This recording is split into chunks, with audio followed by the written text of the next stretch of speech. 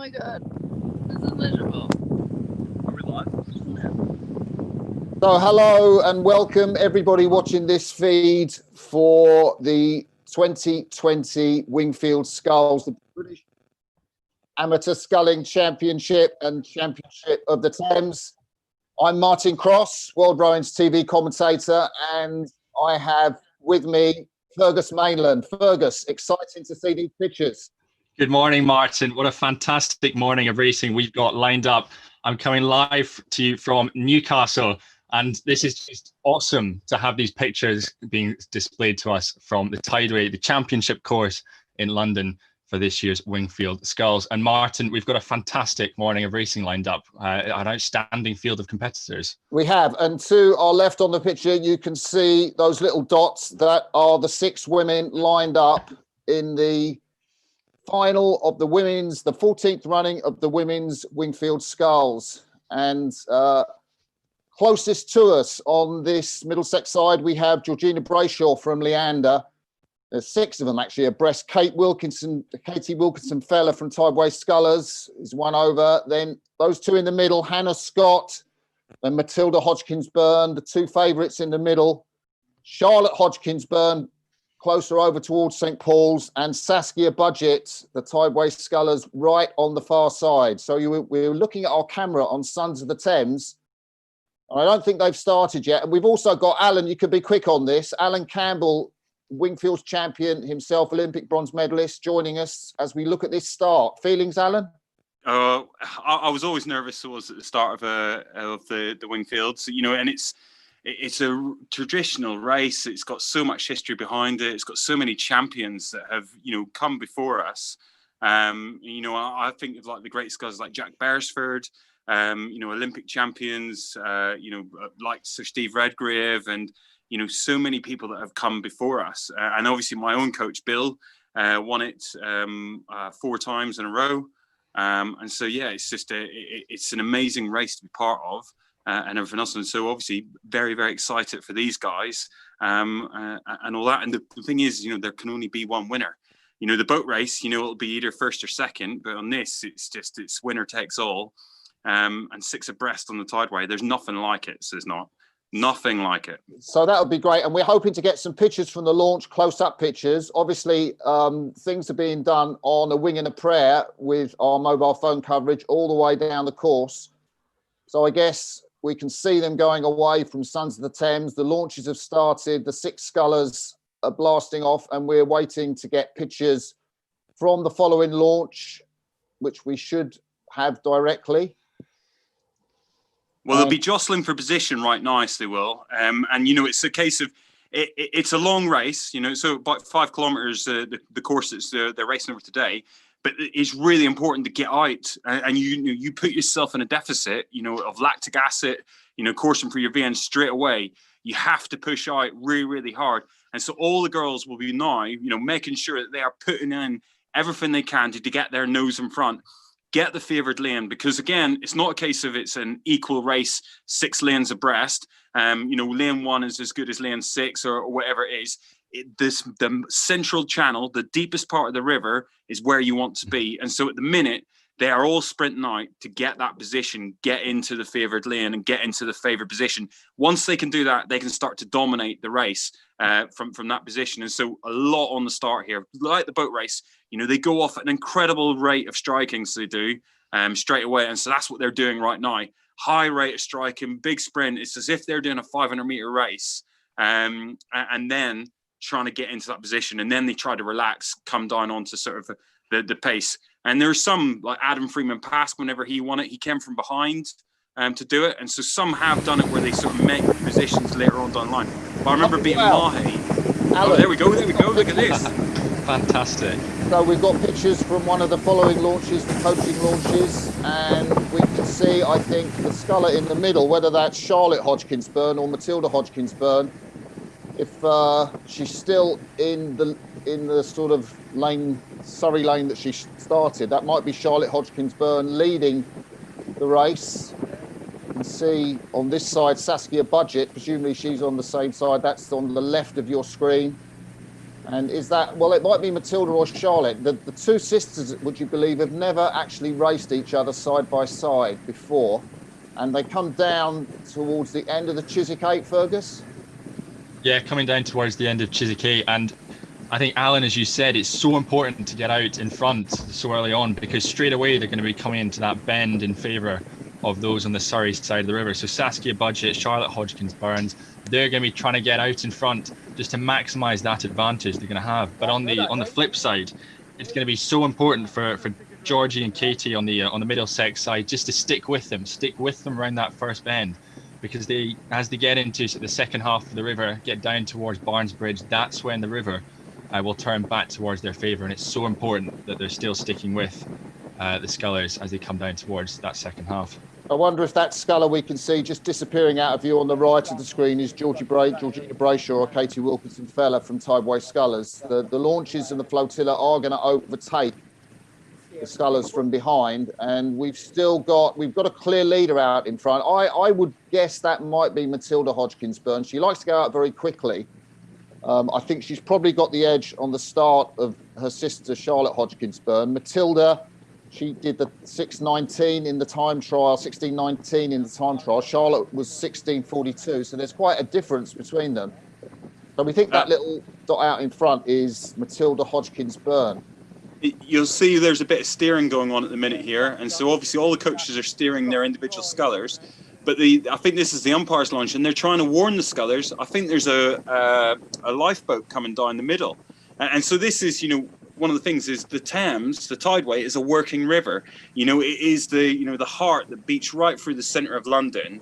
And again, this is what makes this event so unique. And so there are working boats, and people are going about their everyday business. And so the RNLI are coming down the minute, and the minute it looks like they're trying to usher them out of the way of the boat that's coming straight down the middle and into the stream. And it happened in many races. And this is the other thing, is that she could hit the wake in a bad way. The leader. And then potentially, the boat fills with water, gives the advantage to someone else to try and take that. But, this is what this race is all about. It's about, watermanship and all of that as well. It's not just a case of, the fittest, strongest athlete. We're not on a sort of a synthetic lake, as such.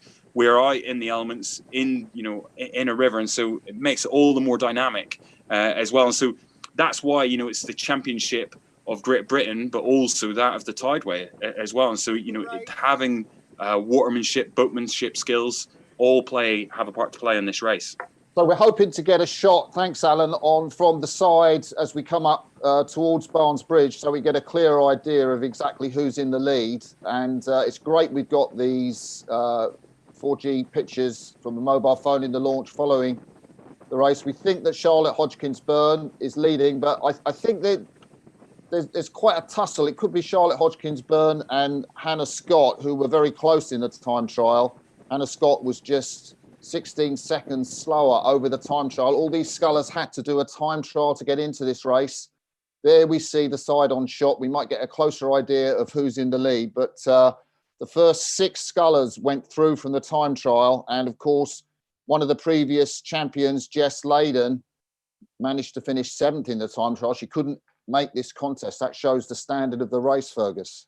Yeah, absolutely. And it just goes to show that despite your international pedigree, despite what you've done on the international stage, when it comes to the Tideway, it's a whole different beast. And when you're up against scullers of Tideway scullers like Katie Wilkinson Feller, who've spent years in the Tideway, Charlotte Hodgkins Burns, obviously racing for University of London, it's so important to have that experience in the Tideway, knowing where the little advantages on the river, knowing exactly how to hit the bridges.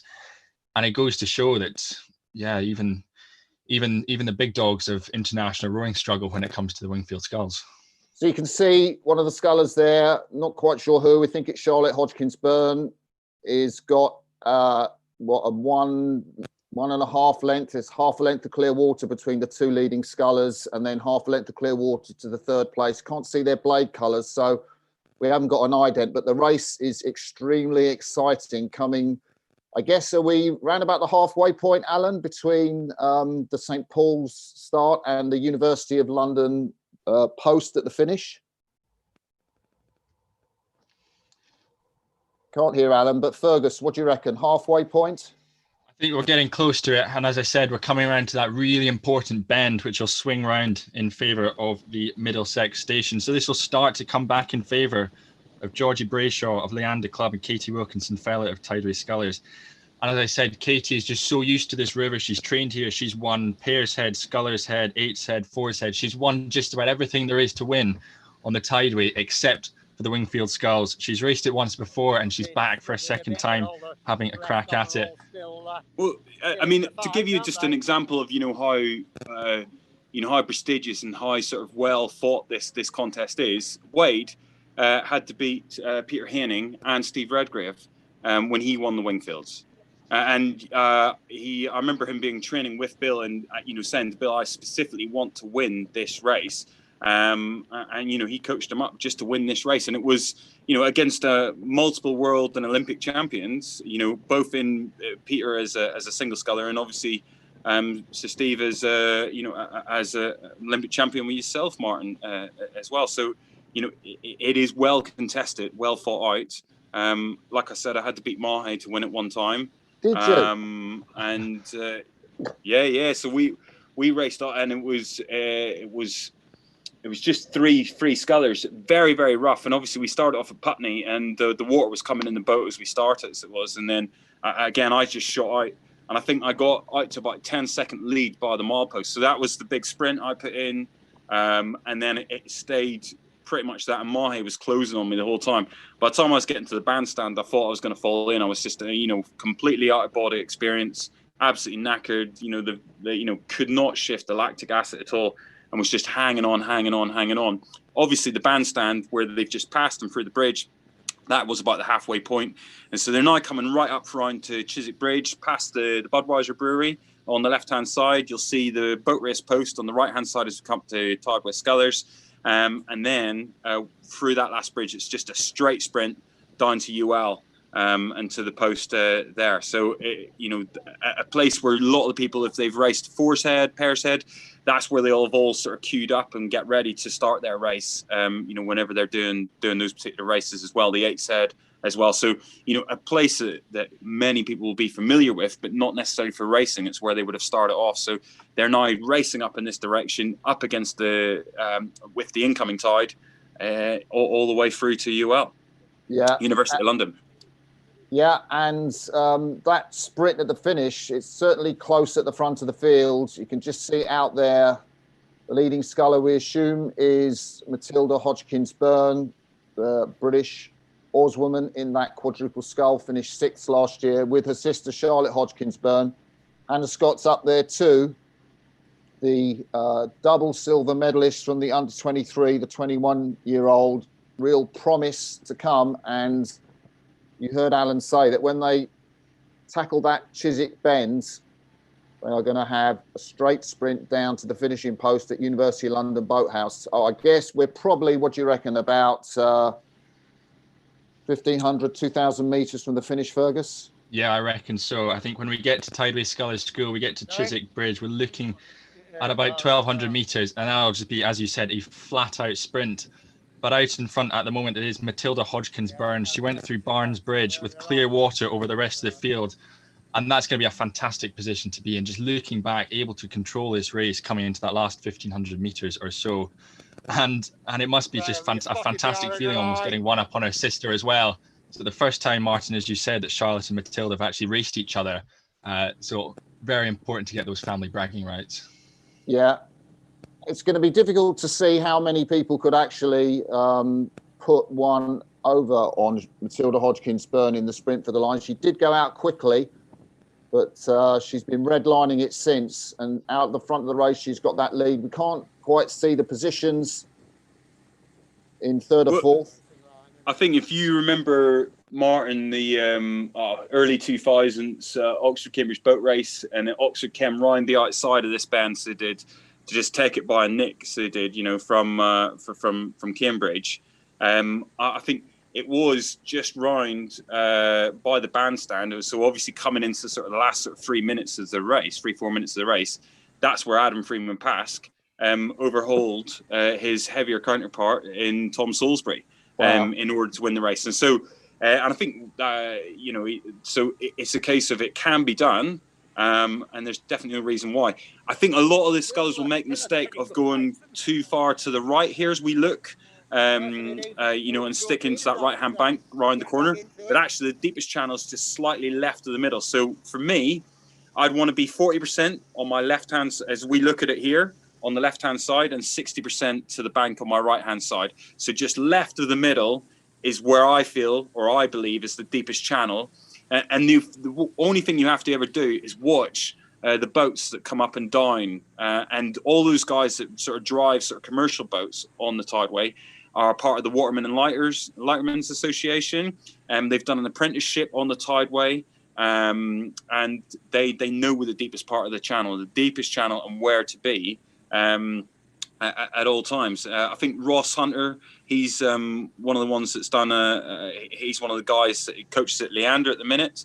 I'm sure he's got a contingency of scullers here today competing both in the men's and the women's, and he knows where that deepest part of the channel is and stuff. And so all you ever had to do was follow them down, follow those boats, and you'd figure out where the deepest part was as well. So yeah, left to the middle, but they are close to the right there, further over than I would have expected. So Fergus, have you got any indication of who's leading as we come through that Chiswick Bridge? Well, as we come through Chiswick, we're very much into that last sort of kilometre or so. And now it's just about judging that final sprint to the line. So this drag race effectively from Chiswick Bridge up to the finish line about the University of London boathouse. And I think out in front, it is Matilda Hodgkins-Byrne sticking with that lead. But we can see it's the group have spread out, actually. We've got probably 2 or 3 out in front and a slightly bigger gap to the back of the field. And I imagine looking at the times going through Barnes and the progress tracking up, it's likely to be Matilda, her sister Charlotte, and potentially Hannah Scott, your 3 leaders at the moment, as we come probably about 500 or 600 meters left in this race. Yeah. I think Graham's been very generous and very kind to the scullers, because this is a situation, if you start to drop off the leading pack, the launches, the flotilla will overtake you. And so I've had that experience. My first ever Wingfields was back in 2003 or 2002, I think it was. And yeah, I was just right at the back of the pack. Ian Lawson won it. And I just got overtaken by everything. The water was coming in over the side, all that sort of stuff. And so it was, you know, massive wake and all that sort of stuff. And so I think he's been very, very kind, very, very generous. He's allowed, you know, the scullers to row in uninterrupted water. And he hasn't sort of, you know, pushed up and sort of gone with the leading 2 pack. But I've been in races where I've then also been out the front, and I've seen them overtake the sort of the tail end scullers as well, as it sort of spreads out a bit. Okay, so here we are at UL, live at the finish line. That is great. Just a little bit before the finish line, we can see the University of London boathouse there and the slipway, and this is the camera almost at the finish line. And we expect to get a view of the 26-year-old Matilda Hodgkins-Byrne from Reading Rowing Club coming through to take. We can also see one of the men are actually boating, getting ready for their race to go down now, because they're only going to be racing in an hour's time. So they're launching as well. That's exciting. And there is Matilda Hodgkins-Byrne coming into view, the 26-year-old Reading Rowing Club. That's dominant. That is a dominant performance. The finish is just to the right of our picture. Matilda Hodgkins-Byrne, she's got a couple of lengths. Is that over her sister, Charlotte, in second place? Fergus, have you got a finish order there? They're coming into you at the minute? We're just going to get a finishing order any second now, and we'll be able to relay that across. But this is unprecedented territory for the Wingfields. It usually finishes down at Chiswick Bridge, but obviously with the work going on at Hammersmith Bridge, they're running on this altered course starting at St Paul's School and running up here to the University of London boathouse, and we will be able to confirm that finish order any second now. Yeah, there's a couple hit the post nearly, didn't they, in the time trial, so need to make sure that none of them fall in as well. And actually, this is a race where a lot of people do fall in, not just even during the race, but also after the finish. It sounded like there was a couple of incidents even during the time trials earlier last week, a week and a half ago.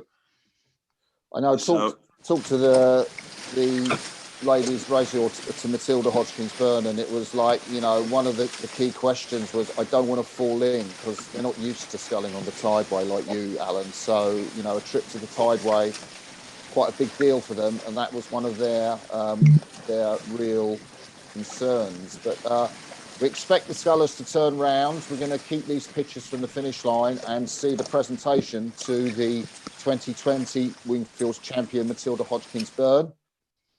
I thought we were going to keep the pictures. We've got the Wingfield Sculls now. I'm sure we'll get the pictures of the presentation to the winner of the women's Wingfield Sculls. That is a picture of the medal class that each athlete gets for becoming Wingfield Sculls champion. And you can see that one has got a little bar on the top. I think if you win it second time, you get 1 bar to add. It's actually a lot cheaper for the organising committee because they don't have to buy a complete set of blaze. It is. So I've got only the 1 badge, and then I've got 5 little bars, just with the date engraved on each of them. And so my aunt's actually quite a good seamstress, and so she extended up my green ribbon for me, so she did, to be able to get the 5th bar on when I won it the last time that I did. And so yeah, but it's also, you know, this is quite a unique sort of event in that when you win it, you then go on to the organising committee, and so the event is made up of past winners. And so yeah, we obviously have an AGM each year, and we have obviously the race, and you know, run by volunteers.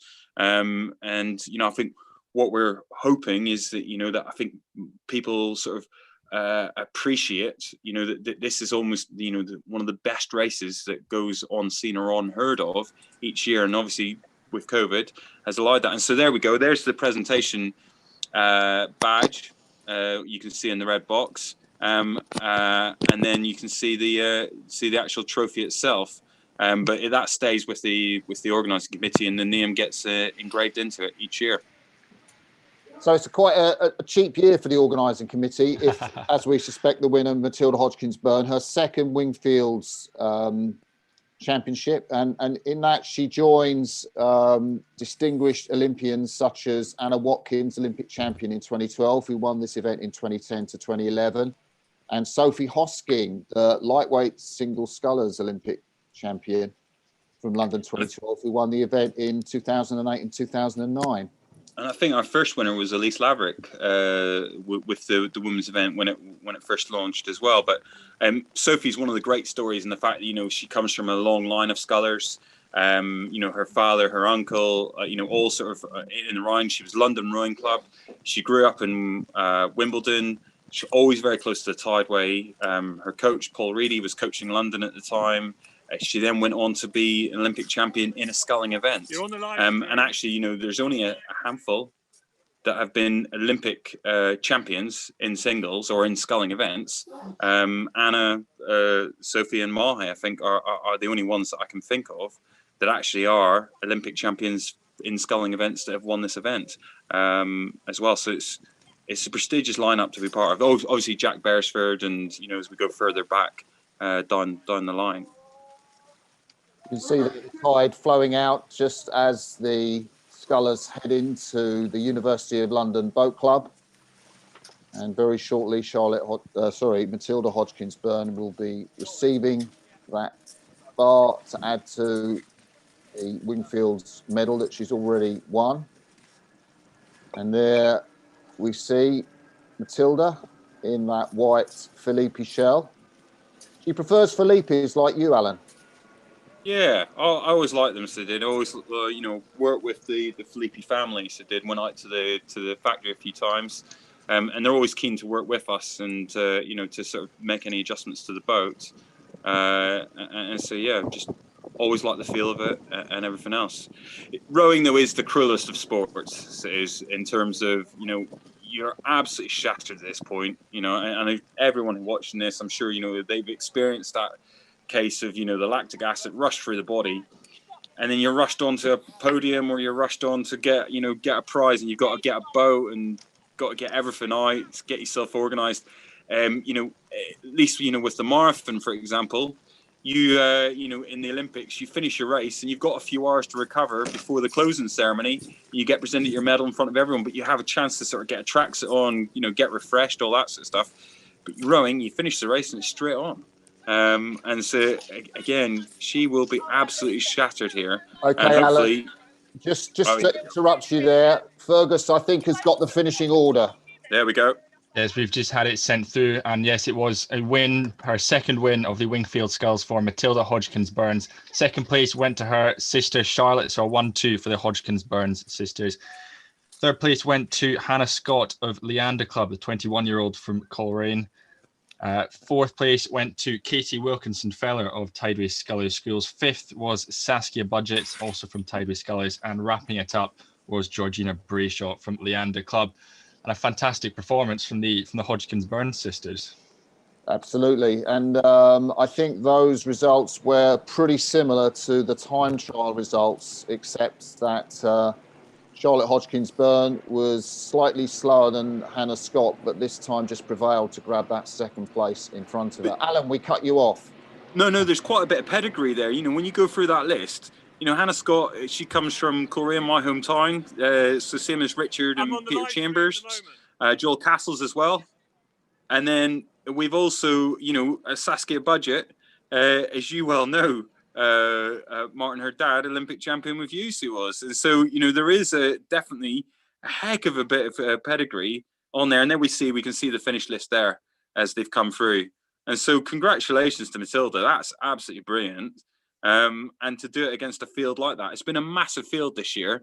I think people are crying out for some racing and for some competition. And, you know, Matilda should be really happy with that. The thing that surprised me about Matilda from your interview, Martin, was the fact that she hasn't actually rowed on the Tideway that much. And I appreciate she represents University of London, but she said she'd only been on it 5 times. I mean, I find that massively impressive because this is not just a race of the fittest. It is a case of steering, boatmanship, you know, watermanship, like I've sort of said earlier, and all those things go into place. And clearly, she is just a very good physical athlete, and she hopefully has a fairly decent steerer that was steering her down. I think it was Paul Reedy that was steering her down the course today. Oh, the Australian. Well, there we go. Yeah. Fantastic coach, the British Rowing, coached that lightweight women's double in London in 2012. We hope to bring you pictures of the presentation ceremony to the winner, Matilda Hodgkins-Burns. Just to remind you, there you see, Matilda has got her Wingfield's box, the trophy for the women's sculls, and the medal with a bar on. And all the scullers in the background. Isn't that a nice shot? It's fantastic. And I think it's so important to pick up on is that this was the first year in a very long time that we actually had to have time trials to whittle down the athletes for this race. And it just goes to show people are so desperate to get out there and compete after a summer, after a spring of absolutely no racing at all. And it's fantastic to see the best that Britain has to offer coming down here. First of all, racing the time trial, but then coming side by side here for the Wingfield Sculls. And I think the other thing we need to mention is we are trying to produce these pictures on mobile phones. This is the first run through that we've had of this competition.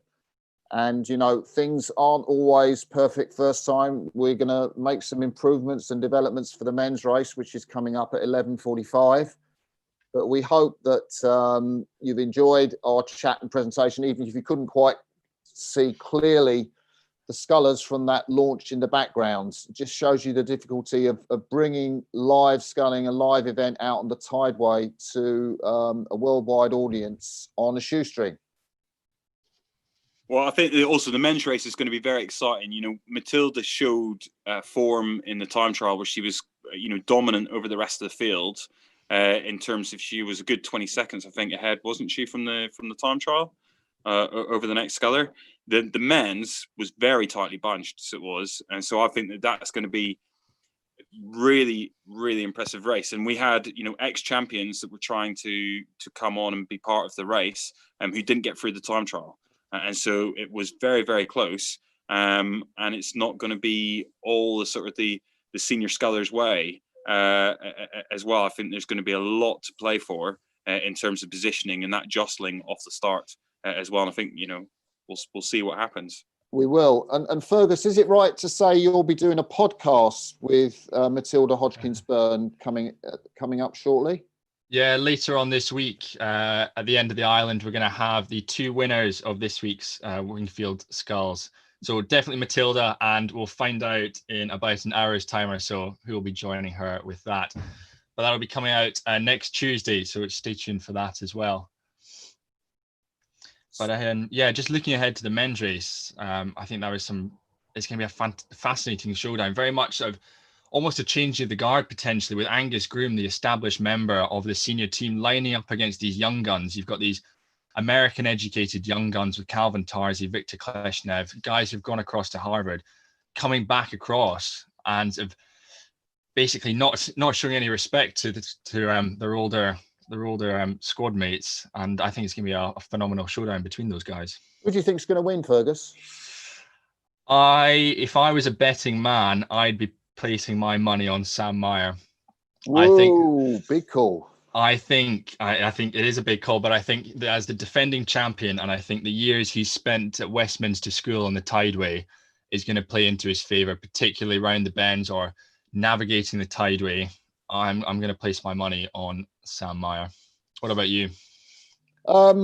I have a sneaking suspicion that Calvin Tarzi might produce something. I know, neither of us have mentioned Angus Groom, who is, posted the quickest time in the time trial and is the oldest and most experienced sculler. But Tarzi knows the Thames. He was chosen to be in the 7 seat of the Harvard 8, where Sam Meyer was in the 2 seat of the Harvard 2V last year. I think he's got the racing now to be really competitive. And they're starting opposite his own school. Oh, there's Matilda. I was on the 3rd station on the Surrey side, and Charlotte and Saskia absolutely flew out. Sort of knew they were going to do that from the practice starts yesterday, but it completely took me unawares actually how fast they'd get out and how long they'd be able to keep going. So I sort of knew I just had to keep with them and stay in my rhythm, which I did, and then broke out with Charlotte, having managed to clear Hannah, which at times was quite difficult, and then got through probably about 7:50 towards Barnes, and then from there I was able to control the race and gradually bring the rate down. So yeah, it was really exciting. I really enjoyed it. So just before Barnes, you felt you sort of were in control? Yeah, for me, I know I'm definitely stronger over long distance, so I knew as long as I could keep on Charlotte's stern, I was probably going to be all right. At times it was quite challenging, and I could see Hugo was steering Charlotte into me and Reedy was steering me into Charlotte. And we were definitely yelling at each other at one point. And Charlotte's just admitted now that had it been anyone else, she would have actually took me in. So it's really nice to see that as being her sister, she didn't throw me in, because she definitely would have been capable of doing that. So you're still speaking to each other? Oh, we're still speaking to each other. Yeah, for me, it's really exciting actually. I'm definitely thrilled I've won. I really enjoyed the race. I would definitely recommend it. But it's really exciting to see the strength in girls coming through. This is minus Olympic trials this year. This is the only side by side, and to actually see the standard of people these 6 of us that have been able to race today after a lockdown, I think is really exciting for rowing going forwards. And I think it's a great event to go and do. Not only does it chase challenge your speed, but actually your steering, your ability to read a race, and it's a long race, so you have to be able to judge it right. So yeah, they're really good. How was the start? Actually a lot less stressful than I thought it was going to be. Where we were marshalling, it was a lot narrower than the actual start. So there was a lot more space by the time we drifted to the start line between the boats. So actually, I certainly feel I was a lot more stressed than I should have been. So it was actually quite calm in a sense. And you're now obviously winner of the Wingfield Sculls, amateur champion of Great Britain and champion of the Thames. What does that mean to you? Oh, it means a lot. Certainly to win against girls who actually row on the Tideway. I think had it been me against people who it's my 6th time in my single, but again, Charlotte might correct me that this is again wrong. To be able to go and actually race against girls who know the water and know where the stream is, I'm really proud of that. And yeah, certainly really, really, really great steering me.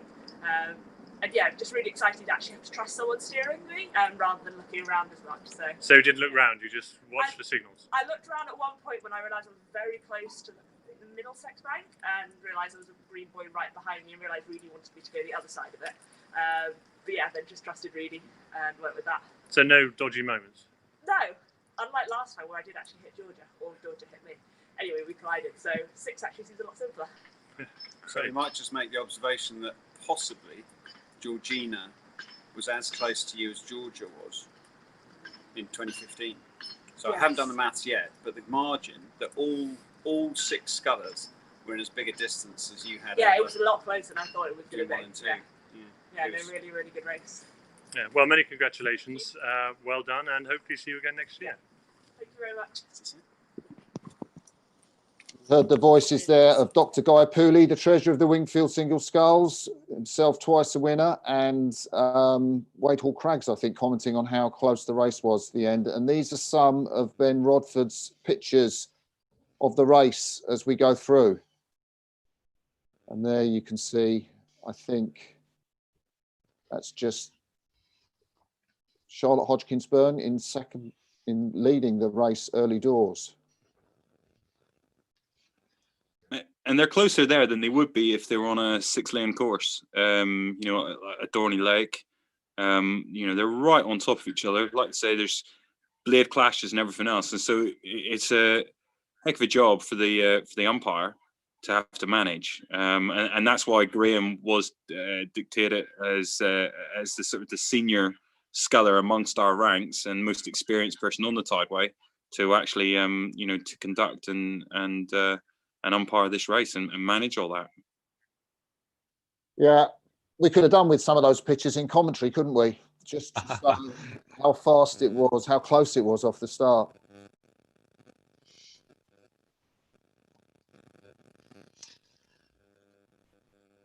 I think as we're looking through these photos now, I think it's almost worth turning our attention to sort of March, April time when we're going to be having the Oxford Cambridge boat race. And I pose the question to you, and is this a course of the St Paul's to UL that could be used for the boat race next year? Oh, absolutely. I think the Wingfields had difficulty in terms of originally first asking to run this race from Westminster to Putney as the course was originally intended in the 19th century. But I think the Port of London Authority said no because of river traffic. Whether they're going to close, you know, the boat race is going to ask if they can run it from Westminster to Putney. And I don't know if one of the original boat races was run over that course or not. I'm not, my memory escapes me back in the 19th century. But I think if not, this is a great course. It's got some interesting bends. It's the, you know, the second part of the boat race course plus that nice sprint finish to the University of London. I think they could run it over this course if Hammersmith Bridge is still closed.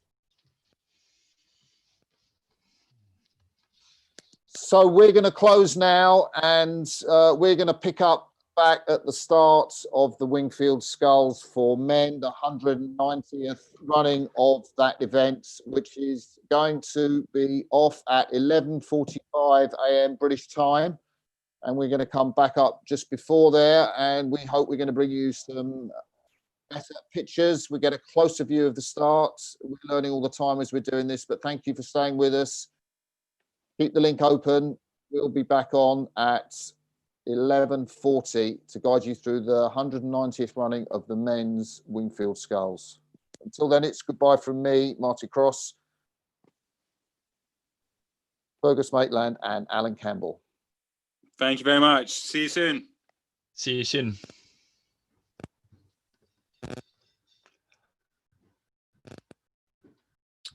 Is that us off?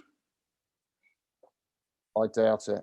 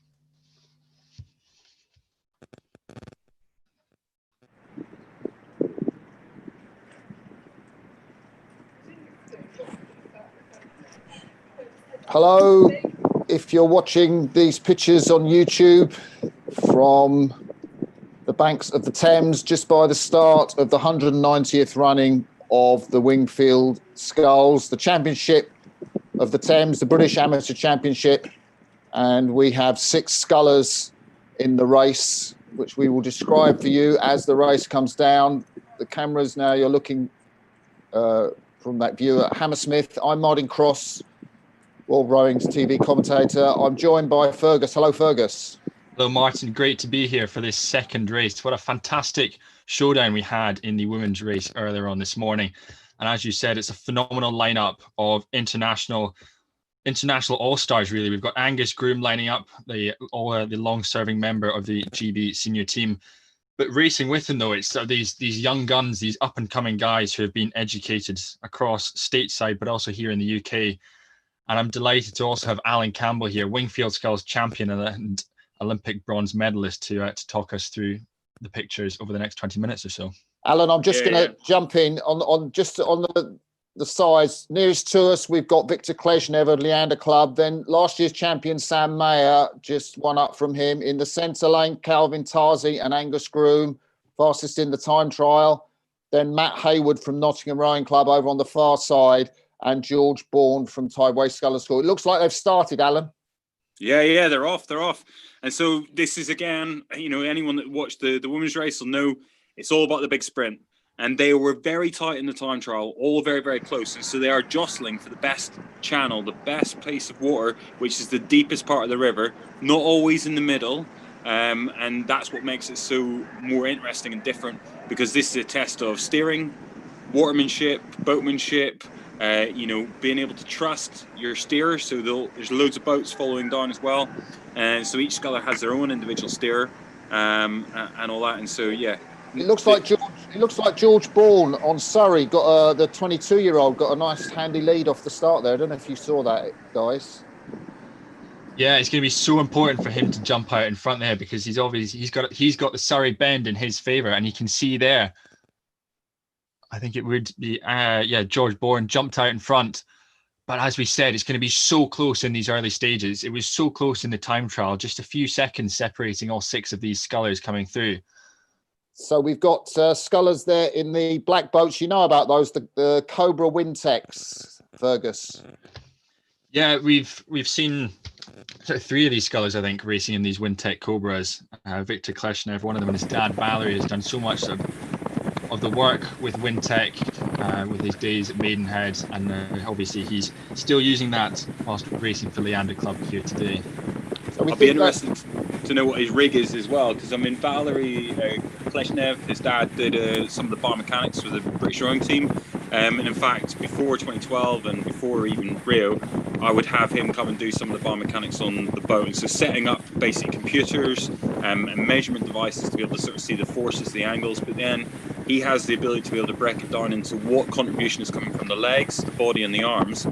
He also has some interesting ideas in terms of rigging as well. And so he always was trying to convince myself and other top scullers to rig ourselves shorter, so less outboard on the oar, and then also just making possibly slightly tighter on the span. If you go on this website, BioRow, you can actually put in your rig, your height, all that sort of stuff, and it'll give you a list of where you should do. So, and some of it feels like almost too big a jump. It felt too big a jump for me to make, so I was sort of more traditional in terms of my rigging. So I would be interested to know, because on the Tideway as well, with the stream and everything else, generally you look to have a bigger outboard, a bigger rig, so a slightly heavier rig, to be able to sort of take advantage of that sort of fast-moving water below you as well, rather than sort of going in for sort of the tighter rigs as well. So Alan, it looks very, very close at the front between all these 6 scullers. We're not quite sure who that leader is over there on Surrey. Thought it might be George Bourne, but I think he might be rowing in a Black Cobra, Fergus. But at the moment, it's living up to its expectations. This is one of the tightest races we've seen for years. I think we've got on this side closest to us, we've got Victor Kleshnev just in that black boat. He's probably at the back of the field. I think that's the sculler, Victor Kleshnev. But up there is Sam Mayer, Calvin Tarzi, Angus Groom. They're all close up. There's one sculler out in front. And we will give you a check of who that sculler is just as soon as we can. But the race very, very close in these early stages. Fergus. Yeah, fantastic race. It's so important for Victor just to stay at it, stay with these scullers as best he can in the first stages, because he's going to get that bend advantage towards Middlesex in the second half. But what a fantastic showdown, as you said, out in front. We've got two of the younger guys, Sam Meyer just breaking into the team, and Calvin Tarzi, both those guys educated at Westminster, St Paul's respectively. So they know this course, they know this tideway, they know the ins and outs and the best way to navigate this river. And they've got such fantastic experience racing on this. Sam obviously won the Wingfields last year, and Calvin's obviously won the overall Sculler's Head as well. So is that Sam Mayer closest to us? I think as we can look at him there, Fergus, from the Tideway Scullers. He's got the yellow Empacker shell and the colours of Tideway Scullers. He's up quite a high rate of striking. Yeah, I think it is. They will be up really, really high rate of striking. Again, it's all about trying to adjust for position. The other thing as well is they're not sort of set into lanes. It's not like a multi-lane where you've got your channel. If you cross over into someone else's path, you get disqualified or penalised. In here, it's a case of you get out in front, you can control, you can dominate where you want to go, and all that. And also, with the umpires, with 6 scullers to manage, and obviously a flotilla coming down behind, you can take advantage when you get out in front, and you can make it hard for the guys behind you. You can wash them down, and all that. But obviously, the last thing you want is a crash or a clash of blades. You have the possibility of going in, and that gives the advantage to someone else coming up from behind. That's why it's so exciting a race to watch and be part of. So we're following the 190th running of the Wingfield Sculls, the Amateur Championship of the Thames. Welcome if you've joined us. You can see how close it is. The last sculler on this side, at the back of the race, we think is Victor Kleshnev in that black boat. Sam Mayer, I think we can see ahead of us, and we haven't got a view of the favourite Angus groom yet, the Leander Club sculler, but it's very tight at the front of the race. There was an early leader out, and Calvin Tarzi, we think one of the favourites. He's also sculling in one of those Wintec Cobras, which is a black boat, and you can pick him out. You can see a black boat there in one of the scullers up in front, but there is a clear leader just coming round the bend by the bandstand, approaching Barnes Bridge, which I guess must be about halfway on the course, Fergus. Yeah, definitely. And what we've seen all the scullers move across to this Middlesex bend, just getting ready for that turn as we get closer and closer to Barnes Bridge. Originally, they're all spread out. They're all spread out right across the river, pretty much six boats side by side, but they're all shifted across. And Alan, have they shifted across at the right time? Are they lining up for that bend?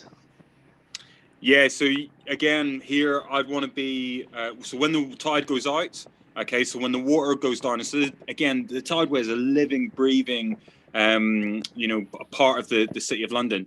And so every day it actually rises and drops by about 5 meters. And so it's quite a huge amount. Obviously, it goes on a moon cycle, so it does as well. So it's sort of following, when those high tides and low tides, but it sort of shifts as we go down the river, go further along the river. When it goes down, you'll see at this point on that left-hand bank as we're looking at it, so the far bank you can see the houses, there's sandbanks there, and it comes right down, and it's the deepest channel again. It's just sort of, I would say, maybe a third to the right-hand side and 2/3 away from the left-hand side. So you want to be sort of, right of that middle of the middle channel. And you can see the boat here at the minute is close to the right-hand bank, and then they're all there, right on top of each other. And, these guys are, the heart rate's going to be up at about 180 beats a minute at the minute. Again, there's going to be a massive deficit from that sprint off the start.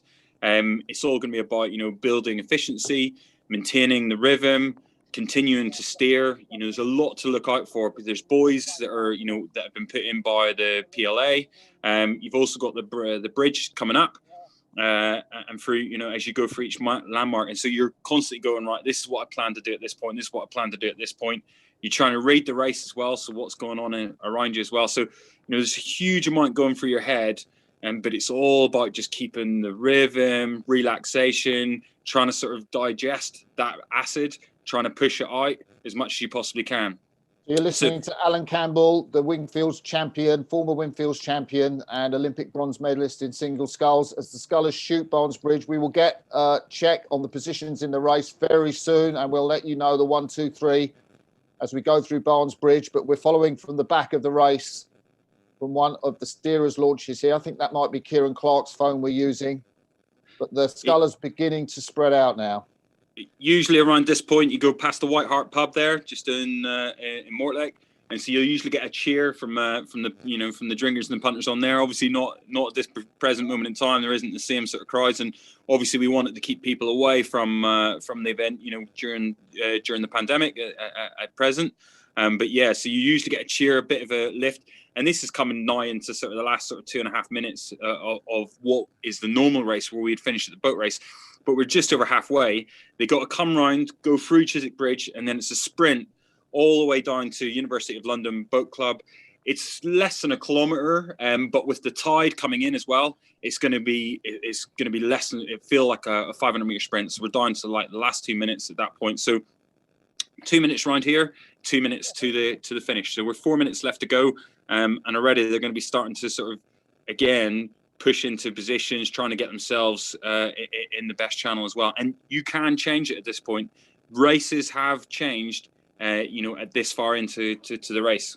You see those two scullers out in front. That's the front of the race to the right of your picture. We're looking at the back of the race here. We assume that might be Victor Kleshnev, the Leander Club sculler, in the back in that black boat. We're following ahead of him. Not quite sure who that sculler is from Tideway Scullers. But we assume Angus Groom is right up there in the front. Matt Hayward, Calvin Tarzi, those scullers out in front. And we'll get a check for you as soon as we can of those positions. Fergus. Yeah, riding with what looks to be 3rd and 4th place at the moment. And I think by my eyes, it looks to be, Sam Meyer just holding that 3rd place. And I think ahead of Calvin Tarzi in 4th place. So fascinating to see that those guys who have spent the time on the Tideway are just struggling just a little bit to match that pace of what we assume to be Angus Groom and perhaps George Bourne or Matt Hayward. We haven't mentioned Matt Hayward actually yet, the world champion at the under-23s. He's won the Prince of Wales, and a fantastic job he's doing representing Nottingham Rowing Club down here. But yes, as we've said, riding with, I think Calvin Tarzi sitting there in 4th place. Started off at Tideway Scullers and then switched over to St Paul's School, part of that fantastic 8 at 2018 8 that won everything, just obliterated the entire rowing world. And as we've mentioned, he's now over at Harvard in his 2nd year at Harvard, and we're delighted to have him, Victor, and Sam representing the Crimson. Yeah. So the scullers just coming up, the lead scullers just coming up to Chiswick Bridge. I'm going to make a call and say that's Angus Groom out in front, guys, but I'm not quite sure. Can't see from the picture who it might be. But as we look into the camera from Tideway Scullers, we get a closer view of who might be in the lead there. And there we see the camera from the Chiswick Club, home to Alan Campbell, as the lead sculler comes up to the University finish stone. Well, we've had 5 Tideway Scullers competing this year, so we have in the Wingfield. So, and many champions to come as well. There's definitely a legacy there. That looks like Angus to me. That looks like Angus. You've got good eyes, Alan. I'll go with your eyes. Yeah. So I actually spoke to Angus. He called me a couple of weeks ago, so he did, before the time trial, and we just discussed the course and steering. So we had a map up of the Tideway, and I went through, where I would be. On the sort of various bits and pieces and stuff like there, and obviously I felt a bit traitorous, giving him some good insight, but the rest of the guys have been on the Tideway, but I know this is something he's wanted to do for a long time. Great shotters, Alan. A great shot as they go through. Isn't that a black top? Is that not Nottingham Rowing? I think it's Matt Hayward, Nottingham Rowing Club. Oh wow! Stormed out in front. Angus Groom is in 2nd place, so Matt Hayward and that's Sam Mayer in 3rd place. Tideway Scullers, and I think George Bourne, Calvin Tarzi is at the back there with Victor Kleshnev. So I think Matt Hayward has got it over Angus Groom. We haven't had confirmation of that, but I think that black top from Nottingham Rowing Club, former Walton Rowing Club sculler, the 22-year-old, is now leading as he shoots Chiswick Bridge. That is cracking effort, absolutely amazing sitting stuff. And again, that's the thing, is it's like, the on form person you would say would be Angus Groom here that would have, you know, in terms of like seniority, in terms of fitness, everything else out there. You know, he was set to go to the Olympics this year, and he's still in the, you know, he's in the quad at this moment in time. But, you know, here we go. This is where it comes down to a test of workmanship, you know, preparation, all those sorts of different aspects. And so it's not always necessarily the fittest, strongest guy or sculler that comes out on front. It's the one that's prepared and done this the right way. And Matt's obviously had great preparation, got himself ready for this race and done that. So that is brilliant to sort of see. But it's still all to play for. I mean, we are in a sprint now, drag race to the line. And anything can happen now in this little bit. Catch the crab, anything like that.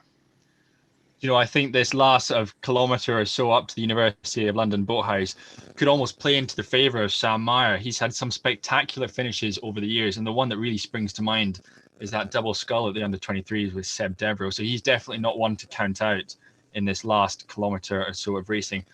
But it is those two. It's Matt Haywood out in front, followed by Angus Groom. But the race, I feel, Martin, is really on for those third, fourth and fifth place positions. It's very tight. And I wonder when they're going to start to sprint, what their motivation is. They know they're at the back of the field, Fergus. And yet, you know, is the position fourth or fifth going to make that much difference to them? We'll see as they come up to the sprint. We're going to get a picture of the finish, I think, from the University of London. Matt Haywood, the lead sculler, not quite up there. He sculled in the time trial in 15:14.2. That was just 1.1 seconds behind the fastest in the time trial, Angus Groom. But he's looking back on Angus Groom, the Leander Club sculler. And Matt Haywood, the 22-year-old, leads the Wingfield Sculls. But I can tell you that definitely in the past, we all would have gone for anything just to get one more place up, even if it wasn't, you know, for the win. And just to give you a bit of an idea of the relevance this race has had in history, Olympic scullers have been chosen off the back of the results here. So if I even go back as Kenny Dwan, for example, whenever he was selected as a single sculler for the first time, he was it was based on his result at the Wingfield Sculls. Back to I think Helsinki, 52 sculler again was selected as a result of the Wingfield Sculls result. So, Alan, here we see the picture of the finish, and we assume Angus Groom and Matt Haywood are very close to each other. Yeah, and they're quite far over that far side as well. Yeah, and so the finish, that's, I think in the black top, is that Matt Haywood, or is there one of the scullers there that's kind of blown up a little bit on the Surrey side? I still think it's Matt Haywood out in front leading Angus Groom as we come up towards the finish line. Who's that sculler on the far side? That may just be a sculler out on the Thames for a scull. So you can see the scullers just coming down to the finish line there, the 6 scullers. Third place, it looked a bit like Sam Mayer, I think. Hopefully we're going to get a list here off the off our feed in a second, just to see what the results are. So we've had all sorts of issues, as you can see, with the cameras today. It's not been the easiest filming from mobile phones on a rainy day on the tideway, wet phones, cold fingers. And so we've really done our best to bring you these pictures and commentary. But we've got the scullers there just sitting, slumped over their blades as they pass the finish line at University of London. And we will shortly have the winner, who we think is Matt Haywood, unless he was rode through in a dramatic sprint for the line, which could have only been, I think, Angus Groom that did that. But you reckon it was Matt Haywood out in front, Fergus? I think so. Certainly under Chiswick Bridge and sort of coming up towards the finish line, it looked like he had a fantastic step on in the middle of the race to get out in front of sort of Angus Groom, the Rio Olympian, and sort of Sam and Calvin, who have been born and bred on the Tideway. A fantastic performance from him. And I think Matt Haywood has a really bright future in the GB squad ahead of him. Like I said, he's had a fantastic couple of under-23s or so, winning the Prince of Wales as well last year, 2019. And I think he really is a star of the future, Martin. Yeah, he sat in the 2-seat of that quad, which, you know, one of the powerhouses, which was stroked, of course, by Sam Mayer, the 2019 Wingfields champion, who was in this race, who stroked that boat. George Bourne, of course, he was in that boat, another competitor, rode in the bow seat of that under-23 quad, which won gold from Germany and Italy in the under-23 World Championships back in Sarasota. And I think it's exciting. I think we're definitely going to have a new Wingfields champion. So the committee, Alan's going to have to shell out for a new set of silver blades. We are. So all of the entrants do have to pay an entry fee. The only people who don't have to pay are the reigning champions, if they decide to defend their title, or anyone who wins it. So if you win it, you then get your entrance fee paid back to you. So you do, plus you receive the silver skulls as well. And so it's the Wingfields family. And so I think there was a great article done on junior rowing. I think it sort of like went through and explained, sort of the history behind the race, how it all came about. But pretty much it was a wager. And so it was then. Who's this coming in? Who's this coming in first, Alan? Because that looks like a Leander top. Yeah, that looks like Angus, but it may well be that Sam Mayer from Skull. I think that's a Sculler, Tideway Scullers. Oh, right. So he's trying to get off to us. So someone is going to be coming in, and if we get confirmation, if it's one of those dark blue tops, that's Nottingham Rowing Club. And this could be him now, just coming towards the landing stage. We haven't got confirmation on social media yet of the results. We'll be getting that shortly. As soon as we get it, you'll get it. You're watching us on this YouTube presentation. There. It does look like Matt Hayward, doesn't it, guys? You see he's not wanting to move too much. He's just doing the arms only. His legs are absolutely shot to pieces, so they are. And he will be buzzing off this. I mean, that is a big set of scalps to take. So it is. It's a very big win. And, quite a time to do it as well. So we're still waiting for official confirmation. We're not 100% certain it is Matt Hayward who's won, and we're waiting for the results. But he is the first. Well, he's the second in there. I think that was Tideway Sculler. Maybe Sam Mayer first in there. But the camera does seem to be focusing. Yeah, so I've got the official finish. There we go. You've got it? You got the finish order? Yeah, the official finishing order up there on your screens at the moment. It was Matt Hayward of Nottingham Rowing Club who took first place in the 190th running of the Wingfield Sculls. Angus Groom from Leander Club took second ahead of Sam Meyer from Tideway Scullers in third place. Then it was Victor Kleshnev, a fantastic second half from him, to finish in fourth ahead of George Bourne and Calvin Tarzi in sixth place, racing for Tideway Scullers. And Alan, as you said, just a phenomenal set of scalps for Matt Hayward to collect today, and adding to a fantastic list of previous race winners, including yourself and the likes of Mahi Drysdale. Yeah, well, and that's it. He'll now be part of the committee, so I will be having conversations with him at the AGM next year, and everything else. And so, he now will be helping to organise. He obviously has the ability, and as do all of those guys, to then obviously compete again, and defend his title next year, and everything else. So, no, well done to him, and to the spoils go the victor, as such. And I think, I'm sure he'll have a few champagnes tonight, and all of that as well. I think but the odd thing is actually whenever we were doing it, when I did it, it was stripped back to training the next day. So it wasn't stuff. So there was, almost no chance to sort of celebrate or recover, but just be able to go and say, oh, I'm Wingfield's champion again, and all of that. And, I'm sure the guys will be disappointed, that sort of didn't win it. They all entered it with the hope to be crowned the champion. But, I think it's one of those things of it, it makes it an event. You have to have a winner. You do have to have those other scullers there to have the competition to be as good as it is. So you just saw Sam Mayer give an elbow bump there to his former crewmate, Matt Hayward, who is the new Wingfields champion. These are pictures from the University of London Boathouse that we're seeing.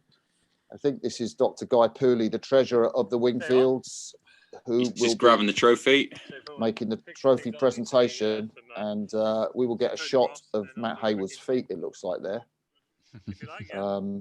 But we will get a shot of the presentation of this auspicious moment to a new Wingfield Sculls champion. 2020, we didn't even think that there might be a Wingfield Sculls champion. And there he is, guys. Congratulations. So we'd usually be, we'd go into Tideway Scullers Club, there'd be a feed on, so there would be the Wingfields family representative would be there. We'd have the flag up and there'd be, you know, and obviously there would be media and press following the race. And again, it would usually get some coverage in, say, the Telegraph. Rachel Quarrell quite often did a little bit. I think sometimes you did a little bit for the Guardian as well, Martin, didn't you? Yeah. And so there was usually sort of a little bit of press and media, and we'd have a big launch, a slipper launch as well that we sort of followed down. But okay, well, you know, obviously we've had to adapt it. I'm sure we're going to go hear something from Matt now. Oh, just so happy. Yeah. I think we'll have to ask John to put the good race, the sound on. Fairly average start. Just just tried to stick with Angus and George through that first K, 2K, and then just put the hammer down and try to move through. I think it was. Were we able to get the sound on the recording there, please? Now they can hear it, Alan. They can hear it. Who's your steering? Give a good name check. Nicola Benavente, my coach, was steering, and Hugo was driving the launch. So it's a good team. And so, how much racing have you done this year? This year, well, this is the first race I've done since before lockdown. So, well, time trial last week was the first race, and then this one now. So, yeah, not a lot of racing.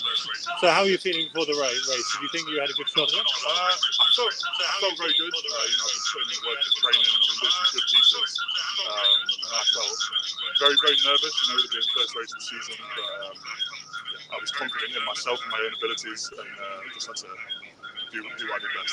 So, how were you feeling on the start? Very, very nervous. I was, you know, quite shaky. The wash didn't particularly help my start, and you know, it was quite tense. But once you got into the rim of things, it definitely. So, where did you? You said you put the hammer down. Where did you put your big effort in? I would say about 500 before Barnes Bridge. I was when my coach just said go for it. You know, I was coming up on Angus and he said go, and I had to just work hard through Barnes and between Barnes and Chiswick and put the work in there. And, really, so, at what point did you think you know it was going to work for you?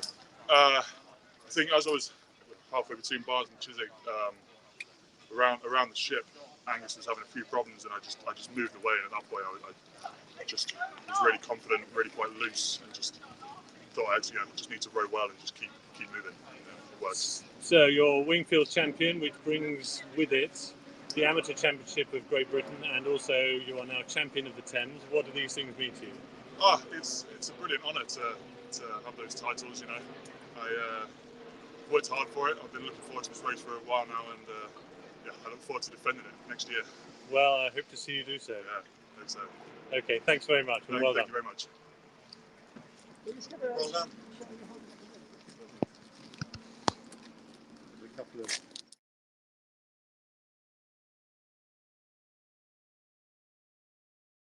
Matt Haywood, and really interesting in terms of the tactics there, coming up on Angus Groom just around Barnes Bridge.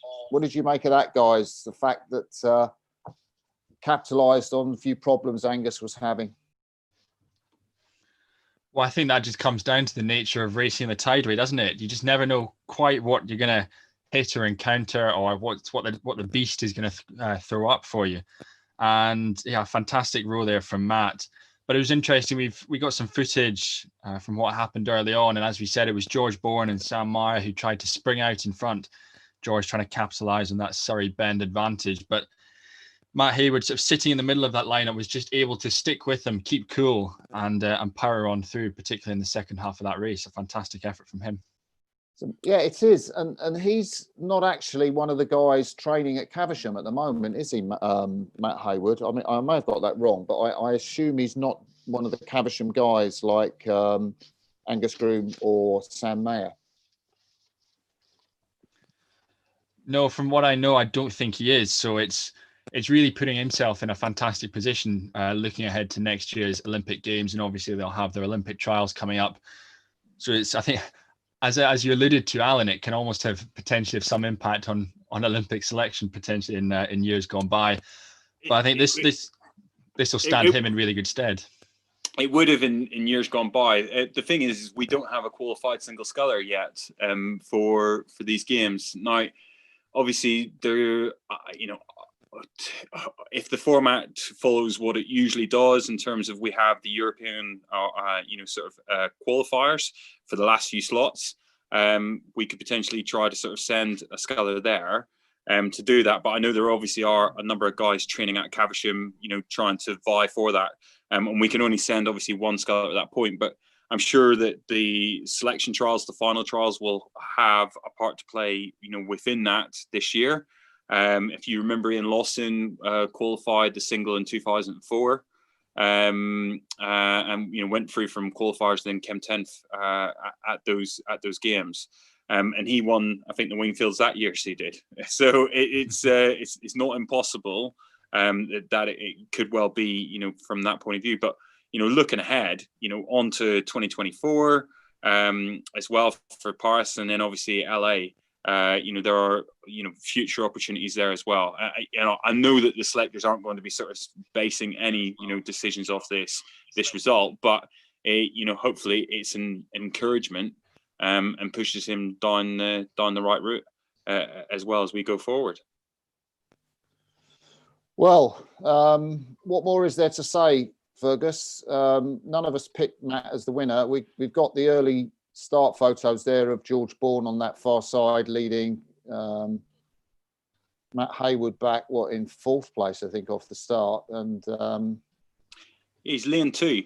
Funnily enough, if I'd have been asked, usually what happens is that the where there's more than 6 scullers, it's not a time trial. It actually is a heats. So it's a side-by-side race the Thursday before.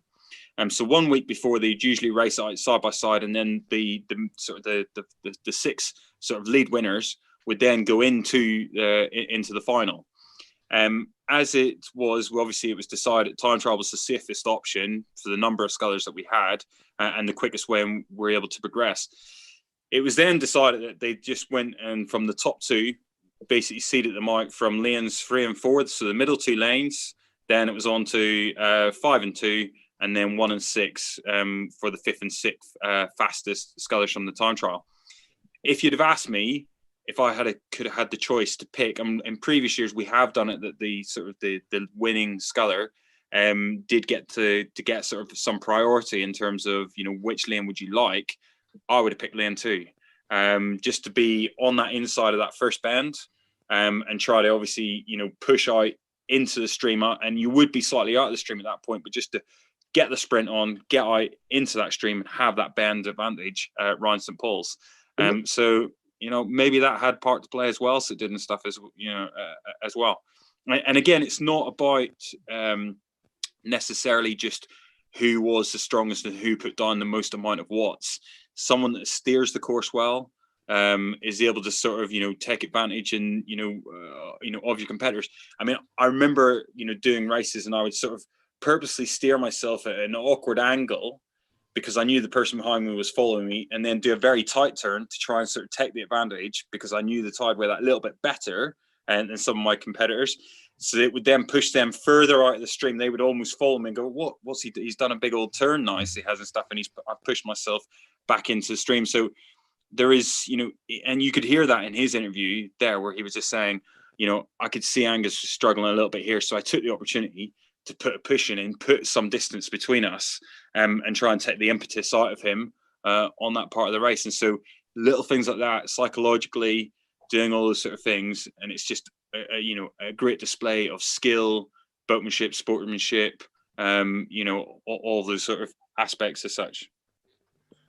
So we're looking at pictures, I think, just off the start, that's coming round sort of Chiswick. You can see how close it was in the early stages. Matt Haywood behind his crewmate George Bourne there, who took an early lead, and Sam Mayer in contention on the right of your picture. But it was so close. We haven't got a picture. There's Matt Haywood. He's sort of sitting back in about 3rd or 4th place there in the early stages of the race. Viktor Kleshnev closest to us in that shot. And it just shows you, he said he was very nervous at the start and didn't feel that the water was doing anything to aid his nerves, but he stayed loose and he trusted in his own process to bring him through. Yeah, absolutely. It's a start line like no other, isn't it? It's a free start.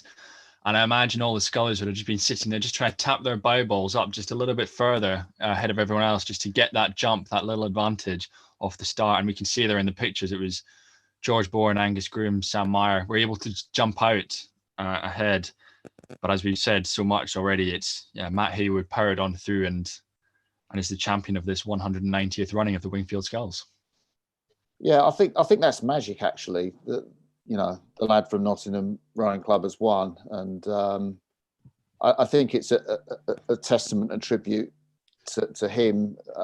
Confidence in his own sculling, confidence in his own rhythm, and his ability to endure over Angus Groom, who, you know, was the quickest in the time trial, the most experienced, the 28-year-old, and was the pre-race favourite in that respect. So Haywood, as we've said, has scored some really notable scalps in that competition.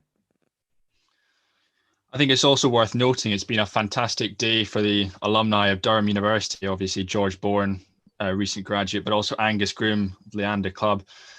And obviously, Wade Hall Craggs is the Honourable Secretary. So he'll be delighted to have two of his old boys racing today at the Wingfields.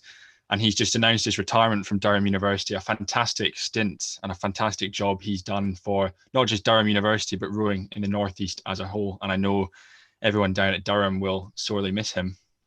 So we're going to close this presentation shortly. The pictures will be on the screen. But Alan, maybe some final words from you on your thoughts of the two races on the 2020 Wingfield Sculls. I wish I was there. I wish I was...